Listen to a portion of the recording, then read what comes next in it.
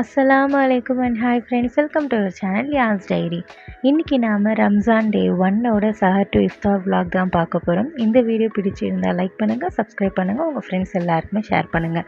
இப்போ வாங்க நம்ம வீடியோக்குள்ளே போகலாம். இன்றைக்கி பார்த்தீங்கன்னா ரொம்ப சிம்பிளான ஒரு சஹர் vlog தான் பார்க்க போகிறோம். நான் பார்த்தீங்கன்னா ரொம்ப சிம்பிளான ஒரு டிஷ் தான் செய்ய போகிறேன். தக்காளி தொக்கு தான் செய்ய போகிறேன், வேறு எதுவுமே செய்ய போகிறது கிடையாது. அது எப்படி நான் என்னோடய ஸ்டைலில் செய்கிறேன் அப்படின்றது தான் பார்க்க போகிறீங்க. நான் பார்த்தீங்கன்னா கடாய் நல்லா ஹீட் ஆனதுக்கப்புறமா ஆயில் ஆட் பண்ணுறேன். ஆயில் ஹீட் ஆனதுக்கப்புறமா கடுகு ஆட் பண்ணிவிட்டு அதுக்கப்புறமா வெங்காயமும் கருவேப்பிலையும் வந்து ஆட் பண்ணுறேன். வெங்காயம் பார்த்தீங்கன்னா ஒரு 2 மீடியம் சைஸ் வெங்காயம் வந்து ஆட் பண்ணுறேன். வெங்காயம் நல்லா வதங்கிறதுக்காக லைட்டாக வந்து உப்பு வந்து ஆட் பண்ணிக்கிறேன்.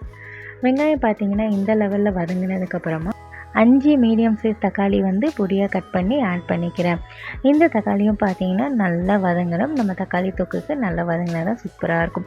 இதில் பார்த்தீங்கன்னா நான் வந்து லைட்டாக இஞ்சி பூண்டு பேஸ்ட் வந்து ஆட் பண்ணிக்கிறேன். சஹர் டைமில் வந்து லைட்டாக அந்த இஞ்சி பூண்டு ஸ்மெல் இருந்தால் தான் ரொம்ப நல்லாயிருக்கும் சாப்பிட்றதுக்கு. இப்போ நான் அதை தட்டை மூடி வச்சுட்டு ஒரு 2 நிமிஷத்துக்கு அப்புறமா மறுபடியும் ஓப்பன் பண்ணி பார்த்தா நம்மளுடைய தக்காளி வந்து நல்லா வதங்கி இருக்கும். இந்த டைமில் பார்த்தீங்கன்னா 2 டேபிள் ஸ்பூன் அளவுக்கு குழம்பு மிளகாய்த்தூள் வந்து இதில் ஆட் பண்ணிக்கிறேன். கலந்த மிளகாய்த்தூள் ஆட் பண்ணிக்கிறேன். இதையும் பார்த்தீங்கன்னா நான் நல்லா மிக்ஸ் பண்ணிக்கிறேன். இந்த மிளகாயோட பச்சை வாசனை போகிற வரைக்கும் நல்லா நம்ம வந்து கலந்து விட்டுக்கலாம். குழம்பு மிளகாய்த்தூள் இல்லைன்னா மிளகாய்த்தூளும் தனியாத்தூளும் ஆட் பண்ணிக்கோங்க. நெக்ஸ்ட் இதில் நான் கொஞ்சமாக மஞ்சள் தூள் வந்து ஆட் பண்ணுறேன், ஒரு 1/2 ஸ்பூன் அளவுக்கு. இதையும் பார்த்தீங்கன்னா நான் நல்லா மிக்ஸ் பண்ணி விட்டுக்கிறேன். இந்த டைம் பார்த்தீங்கன்னா நான் 1 டம்ளர் அளவுக்கு தண்ணி வந்து ஆட் பண்ணுறேன். தண்ணியோட ரேஷியோ 250 ml வந்து இதில் ஆட் பண்ணியிருக்கேன். இதை ஆட் பண்ணிவிட்டு இதை வந்து கொஞ்சம் கொதிக்க விடுவோம். அதுக்கு முன்னாடி பார்த்தீங்கன்னா பொடியாக கட் பண்ணி இருக்கிற கொத்தமல்லி தழையை வந்து இதில் ஆட் பண்ணிப்போம். இந்த ஸ்டேஜில் கொத்தமல்லி ஆட் பண்ணும்போது நல்ல வாசமாக சூப்பராக இருக்கும். என் வீட்டுக்காருக்கு பார்த்தீங்கன்னா ஆம்லேட் போட்டு தக்காளி தொக்கில் போட்டோன்னா ரொம்ப பிடிக்கும். ஸோ ஆம்லேட் வந்து ஆல்ரெடி போட்டு வச்சுருந்தேன். ஸோ அதை தான் இதில் வந்து ஆட் பண்ணுறேன்.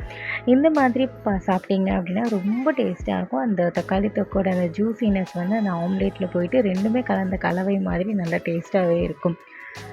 நெக்ஸ்ட்டு பார்த்தீங்கன்னா இதை தட்டை போட்டு மூடி வச்சுட்டு ஒரு 2 நிமிஷத்துக்கு அப்புறமா மறுபடியும் ஓப்பன் பண்ணி பார்ப்போம். இப்போ 2 நிமிஷம் ஆகிடுச்சு. நல்லா இது வந்து கொதித்து அந்த ஆம்லேட்டில் பார்த்தீங்கன்னா அந்த தக்காளி தொக்கோட ஜூஸினஸ் எல்லாமே அப்சர்வ் ஆகியிருக்கும். இப்போ இதை லைட்டாக ஒரு பரட்டு மட்டும் பரட்டி விட்டுட்டு நம்ம வந்து தட்டை போட்டு மூடி இதை வந்து சுவிட்ச் ஆஃப் பண்ணி வச்சிடலாம். சஹருக்காக ஒயிட் ரைஸ் வந்து ஊற போட்டுருந்தேன். அதையும் நான் இப்போ பார்த்தீங்கன்னா குக்கரில் ஆட் பண்ணி அதையும் நான் வந்து விசில் கொடுத்து இறக்கிக்க போகிறேன். அவ்வளோதான் ஃப்ரெண்ட்ஸ், தூங்க போக வேண்டியது தான். சஹர் டைம் வந்து நான் வந்து 3:30க்கெலாம் எழுந்திரிச்சிட்டேன். எழுந்திரிச்ச உடனே பார்த்தீங்கன்னா இந்த தக்காளி தொக்கு வந்து நல்லா ஆறி இருக்கும்ல, அதை கொஞ்சம் ஹீட் பண்ணிடலாம் அப்படின்னு சொல்லி ஸ்டவ்வில் வந்து வச்சுருந்தேன். இப்போ பார்த்தீங்கன்னா எனக்கும் இவருக்கும் வந்து தட்டில் சாப்பாடு வந்து போட்டுட்டு அதுக்கப்புறமா நான் வந்து வச்சுருக்கிற அந்த தக்காளி தொக்கு அதுக்கப்புறமா அந்த முட்டை எல்லாமே வச்சு இவருக்கு வந்து ஃபஸ்ட்டு கொடுத்துட போகிறேன். நெக்ஸ்ட்டு பார்த்தீங்கன்னா எனக்கு தட்டில் வந்து சாப்பாடு போட்டுட்டு நான் வந்து ஆம்லேட் வந்து பொரிச்சிக்கலாம் அப்படின்னு சொல்லி தான் நைட்டு வந்து அதில் ஆம்லேட் போடலை. ஸோ நான் பார்த்தீங்கன்னா அதுக்கப்புறமா ஆம்லேட் வந்து பொரித்து நான் வந்து சாப்பிட்டுட்டேன். சாப்பிட்டதுக்கப்புறமா பார்த்தீங்கன்னா நமக்கு டீ வந்து கம்பல்சரியாக தேவை சஹர் டைமில்.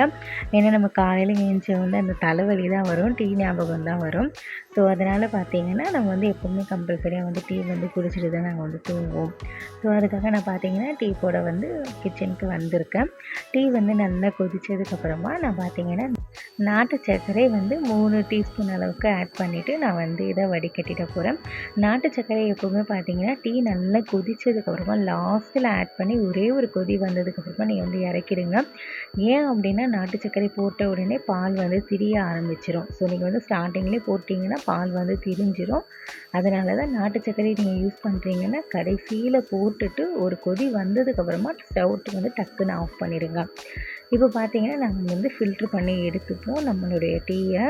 நெக்ஸ்ட்டு 6 அமர டீயெல்லாம் குடிச்சிட்டு நியத் வச்சுட்டு தொழுதுட்டு அதுக்கப்புறமா தான் நாங்கள் வந்து தூங்க போனோம்.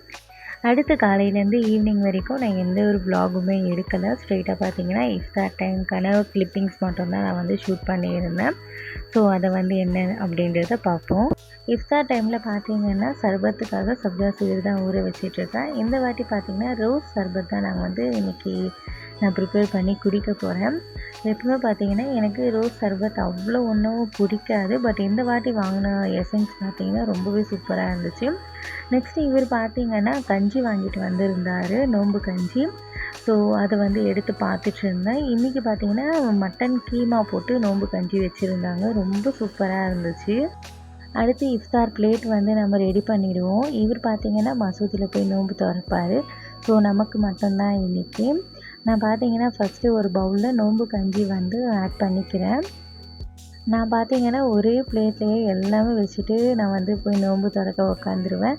ஏன் அப்படின்னா நான் ஒன்றையும் வச்சு நான் வந்து ஹாலில் நோன்பு திறந்தேன் அப்படின்னா ஜொஹான் வந்து சும்மா இருக்க மாட்டான். அதை பிடிச்சி இழுக்கிறது இதை பிடிச்சி இழுக்கிறது அப்படின்ட்டு அவர் வந்து சேட்டெல்லாம் நிறைய செய்வார். ஸோ அதனால் பார்த்திங்கன்னா ஒரே பிளேட்டில் எல்லாமே வச்சுட்டு போய் நானும் ஜொஹானை வந்து நோன்பு திறந்தோம். ஜொஹானும் பார்த்திங்கன்னா என் கூட சேர்ந்து நல்லா ஜாலியாக வந்து என்ஜாய் பண்ணி சாப்பிட்டுட்டு இருந்தார். அவருக்கு மெதுவடைனா ரொம்ப பிடிக்கும். ஸோ அதனால் ஒரு கால்வாசி மெதுவடை தான் அவர் சாப்பிட்டாரு.